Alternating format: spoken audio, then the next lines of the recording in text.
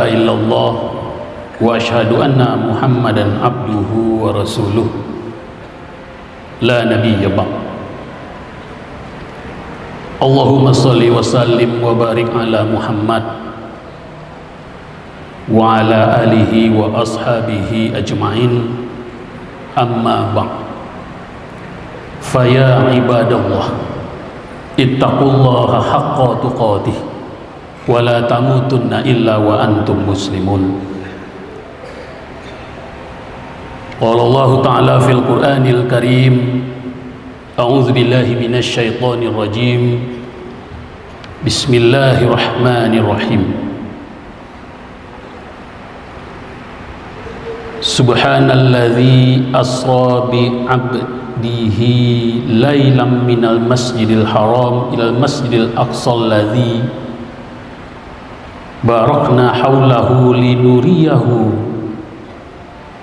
min ayatina innahu huwas samiul basir. Shadaqallahul azim. Surat Al-Isra ayat pertama. Kaum muslimin jamaah Jumat yang dirahmati Allah, kembali kita pada kesempatan kali ini untuk tetap selalu bersyukur kepada Allah Subhanahu wa ta'ala, yang mana sampai detik ini Allah Subhanahu wa ta'ala tak bosan-bosannya mencurahkan rahmat dan karunia-Nya kepada kita semua, sehingga dapat kita pastikan siapapun orangnya, apapun gelar yang ia raih, serta bagaimanapun pandangan orang terhadapnya di tengah-tengah masyarakat, jangankan untuk membayar nikmat-nikmat Allah tersebut, menghitung saja tidak punya daya atau kekuatan manusia itu, Pak.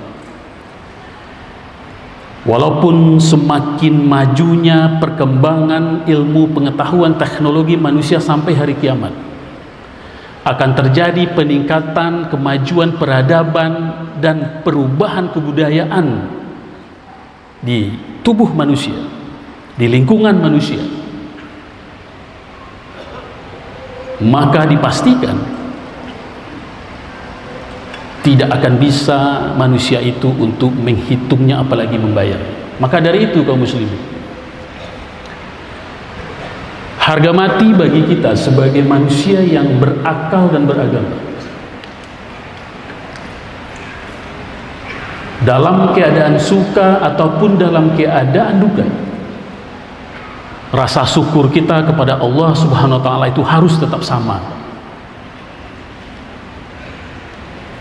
Kemudian selawat beringan salam kepada Nabi besar Muhammad sallallahu alaihi wasallam. Kaum muslimin jamaah Jumat yang dirahmati Allah, surat Al-Isra ayat pertama tadi, yang artinya Maha Suci Allah yang telah memperjalankan hambanya pada malam hari dari Masjidil Haram ke Masjidil Aqsa, yang telah kami berkahi sekelilingnya agar kami perlihatkan kepadanya sebahagian besar tanda-tanda keagungan Allah. Kami sesungguhnya Dia maha mendengar lagi maha melihat. Muslimin jamaah Jumat yang dirahmati Allah, ada seorang ulama pemikir Islam pada abad pertengahan, ketika kita melihat penafsiran surat Al-Isra ayat pertama ini, tentu begitu ragam dan bervariasinya ulama-ulama menafsirkan surat Al-Isra ayat pertama ini. Dari sekian banyak beragam penafsiran-penafsiran ulama klasik ataupun ulama-ulama modern, ada satu hal yang mungkin menarik untuk kita sampaikan, yaitu datang dari seorang pemikir Islam bernama Imam Al-Qushairi. dalam kitabnya atau karyanya Lataif al-Isyarat mencoba untuk memberikan pemahaman dan pengetahuan terhadap kita. Di dalam Al-Isra ayat pertama ini Allah menggunakan kata-kata atau redaksi atau matan bi'abdihi. Allah memperjalankan hambanya, bi'abdihi, hambanya. Pertanyaannya kaum muslimin yang dirahmati Allah, kata Al-Qushairi, kenapa redaksi bi'abdihi ini tidak namanya itu bi rasulihi, bi Muhammad atau lain sebagainya? Kenapa mesti bi abdihi yang digunakan redaksi ini oleh Allah Subhanahu wa taala? Nah, beliau mengulas di dalam kitabnya Lataif al-Isyarat itu ada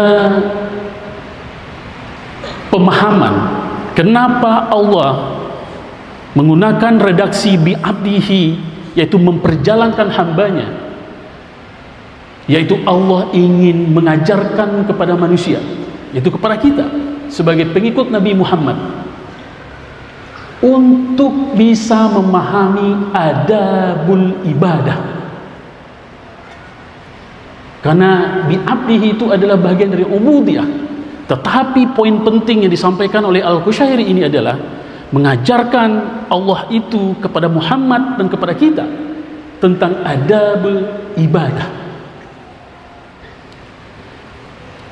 Ternyata yang adabul ibadah ini adalah bahasa yang kita pahami tentang etika kita di dalam melaksanakan ibadah, baik ibadah mahdoh ataupun ibadah ghairu mahdoh.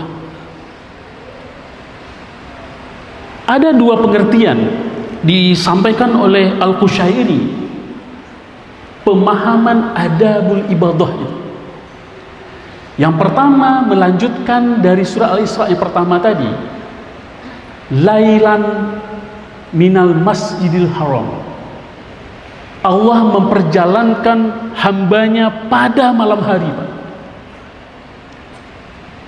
Jadi makna yang pertama, kata Al-Qushairi, adabul ibadah itu bahwasanya sebagus-bagus dan sebaik-baik dalam melaksanakan ibadah itu adalah pada malam hari, Pak.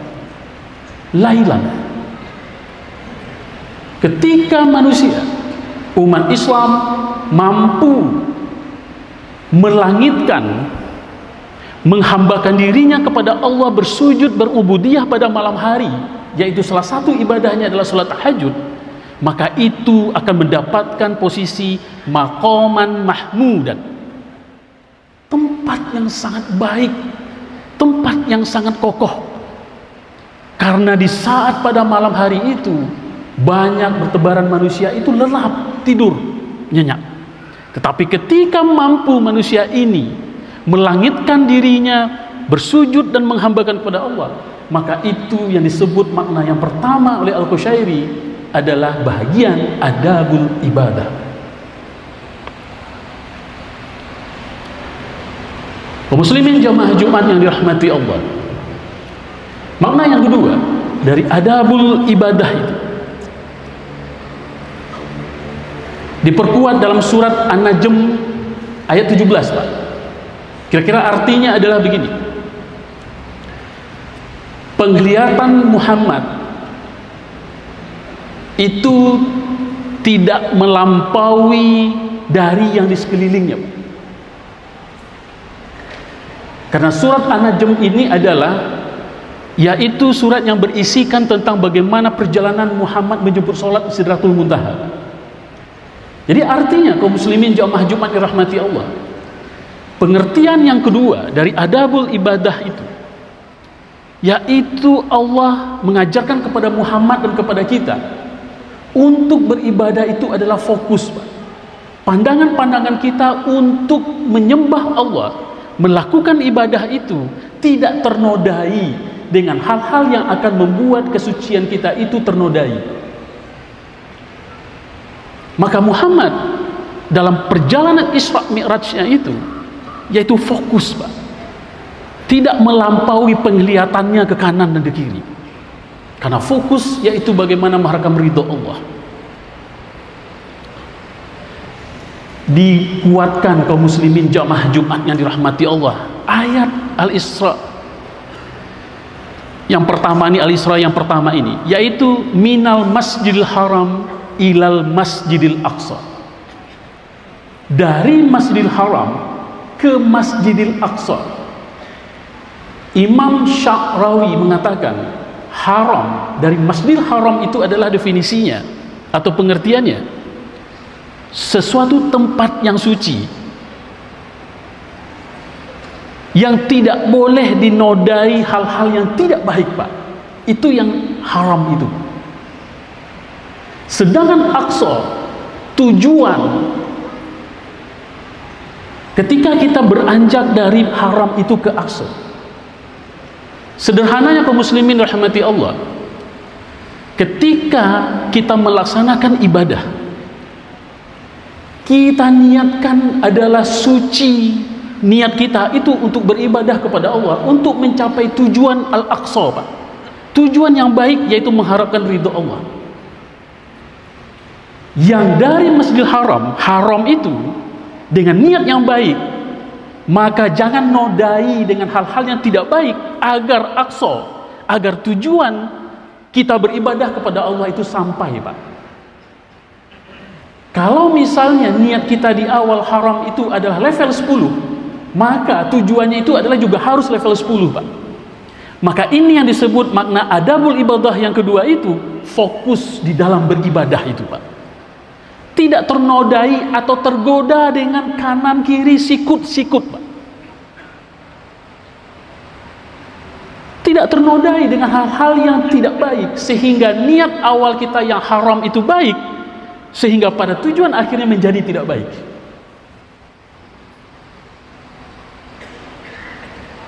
Misal kaum muslimin jamaah Jumat yang dirahmati Allah, ketika kita melaksanakan ibadah haji, bagi yang sudah mampu, awal niat pertama kita untuk melaksanakan ibadah haji itu adalah begitu suci, ingin bersujud menyembah langsung ke Ka'bah.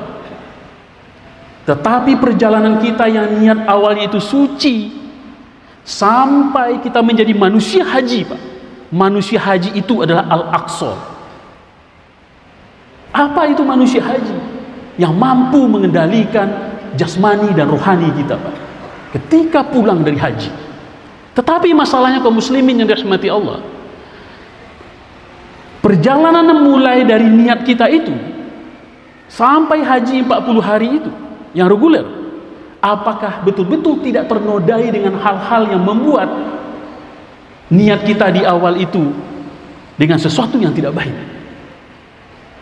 Terkadang mungkin kita jumpai gara-gara makan catering terlambat atau nasinya basi, maka di situ kadang-kadang muncul dari manusia atau jamaah pemikiran atau hal-hal yang negatif.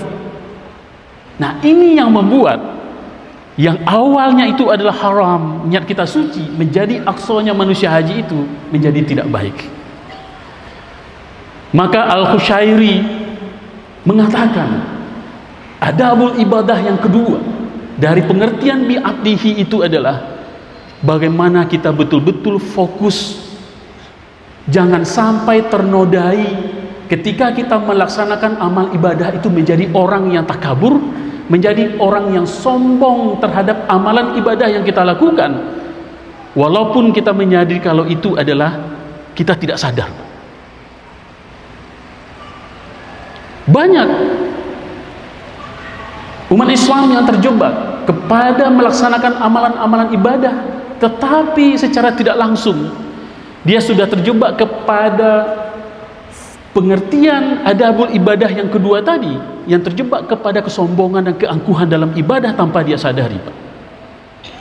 Suatu waktu dikisahkan oleh Nabi Muhammad SAW, ketika Nabi Muhammad mengadakan sebuah majelis,